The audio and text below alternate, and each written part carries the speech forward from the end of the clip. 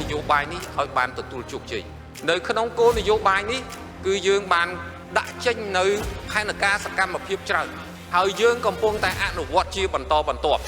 នៅក្នុងនោះក៏មានផែនការសកម្មភាពនៃការធ្វើអភិបាលកិច្ចសេវាទូរស័ព្ទសេវាអ៊ីនធឺណិតដែរហើយថ្ងៃនេះយើងនៅជជែកគ្នាយើងយកប្រធានបទអភិបាលកិច្ចអ៊ីនធឺណិតមកជជែកគ្នា UNESCO is especially pleased that today's Internet Governance Forum also marks the official launch of the recommendations of the Internet Universality Indicators Assessment, conducted by UNESCO and the Cambodia Academy of Digital Technology under the International Programme for the Development of Communication Programme. This assessment, guided by UNESCO's principles of rights, openness, accountability and multi-stakeholder participation, highlighted the need to establish a national Internet Governance Forum as a key recommendation. Cambodia is now turning that recommendation into action, demonstrating national ownership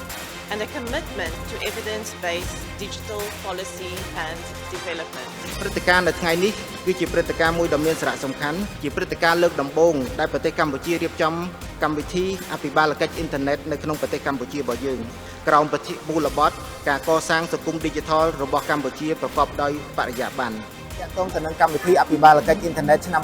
2025 អ្វីដែលជាចំណុចសំខាន់ខ្ញុំកត់សម្គាល់ពីកម្មវិធីដែលប្រព្រឹត្តទៅនេះក្នុងរយៈពេល 2 ថ្ងៃគឺទី1ឃើញថាភាគីពាក់ព័ន្ធបានទទួលស្គាល់នៅភាពចាំបាច់ឬក៏សំខាន់នៃការចូលរួមរបស់ភាគីពាក់ព័ន្ធដែលយើងហៅថាក្រុមប្រឹក្សាផ្ដល់យោបល់ទៅលើការរៀបចំអភិបាលកិច្ចអ៊ីនធឺណិតនៅក្នុងប្រទេសកម្ពុជាយើងក៏ត្រូវតែចូលរួមបាទនៅក្នុងការរៀបចំការចូលរួមមតិនៅក្នុងការរៀបចំនិងការវិវត្តចំណិតនេះទៅថ្ងៃមុខទៀតនៅដែរដោយសារតែមាន framework ហើយពី UN ហើយពីក្នុង UN ហ្នឹងគឺមានគ្រប់ប្រទេសទាំងអស់បាទដែលចូលរួមនៅក្នុងការថាជា multi stakeholder បាទនៅក្នុង platform នៅក្នុងយន្តការនេះបាទឆ្នាំនេះកម្ពុជាជាផ្លូវការចូលរួមនៅក្នុង platform នេះដែរ វេទិកានេះគឺបានប្រមូលផ្ដុំនៅ stakeholders បានថាគាត់មកពីវិស័យផ្សេងមិនថាវិស័យឯកជនរដ្ឋាភិបាលទាំងនៅក្នុងស្រុកទាំងនៅក្រៅស្រុកនិងទូនាទីនៅក្នុងការអភិវឌ្ឍវិស័យ digital ហ្នឹងគឺគាត់មកចូលនៅក្នុងវេទិកាតែមួយនៅក្នុងការពិភាក្សាពីប្រធានបទផ្សេងដែលគួរចាប់អារម្មណ៍មែនទែនដែលយើងបានឃើញថាគាត់បានបញ្ចេញយោបល់ហើយនឹងក៏ផ្ដល់យោបល់ល្អៗជាច្រើនការលើកកម្ពស់ការចូលរួមទាំងអស់នោះសិតតែជារឿងមួយដែលពិបាកក្នុងការយកមកជជែកគ្នាតែសម្រាប់ថ្ងៃនេះយើងសម្រេចចិត្តថាយកប្រធានបទទាំងអស់នោះមកជជែកគ្នាហើយយើងព្យាយាមជជែកក្នុងន័យមួយថាតើយើងអាចធ្វើយ៉ាងណាដើម្បីឲ្យសង្គមកម្ពុជាយើងកាន់តែមានភាពល្អប្រសើរជាពិសេសជាមួយនឹង AI data privacy ហើយក៏មានការ skill set ពីវាគ្មិនរបស់យើងដើម្បីបញ្ជ្រាបទៅកាន់យុវជនរបស់យើងឲ្យគាត់កាន់តែមានសមត្ថភាពគាត់ល្អក្នុងការឲ្យគាត់អាចអភិវឌ្ឍទាន់ពេលក្នុងសម័យកាល digital នេះចំណាប់អារម្មណ៍មួយទៀតគឺខ្ញុំពិតជាសប្បាយចិត្តក្នុងនាមខ្ញុំជនជាតិដើមភាគតិចដែលខ្ញុំបានចូលរួមរៀនសូត្រជាមួយនឹងអ្នកពាក់ព័ន្ធហើយជាពិសេសចំណុចដែលយើងបានចែកម្លែកទាក់ទងទៅនឹងរដ្ឋាភិបាលបានចែកម្លែកទាក់ទងទៅនឹងផែនទីរបស់រដ្ឋាភិបាលទៅលើការអភិវឌ្ឍប្រព័ន្ធ digital ជាពិសេសក៏យើងបានលើអំពីការបដិញ្ញាចិត្តមួយរបស់ក្រសួងទូរគមនាគមន៍អំពីរឿងទាក់ទងជាមួយនឹងការឈានទៅចូលរួមចំណែកលុបបំបាត់នៅការប្រើប្រាស់ប្រព័ន្ធ digital ឬមួយក៏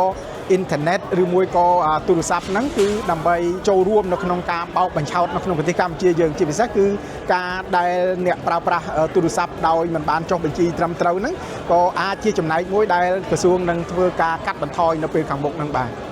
ខ្ញុំសូមឲ្យបាទជាពិសេសយុវជនគឺសូមចូលរួមបាទជជែកតាមដានទៅលើការរៀបចំសង្គម digital យើងខ្ញុំយល់ថាយុវជនទាំងអស់ត្រូវតែចូលរួមបាទពីព្រោះថាសង្គម digital ដែលយើងរៀបចំនេះគឺដើម្បី